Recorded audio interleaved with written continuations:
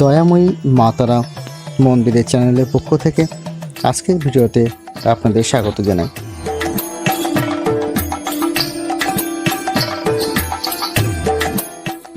আজকে মায়ের মন্দিরে মঙ্গলবারের দুপুরের ভোগে নিবেদন করা হয়েছে ছোট বাটায় লেবু, সন্দেশ, নিত্যভোগ ও জল, এবং বড় বাটায় নিবেদন করা হয়েছে অন্ন, উচ্ছে আলু মাখা, বেগুন ভাজা এবং পনিরের তরকারি।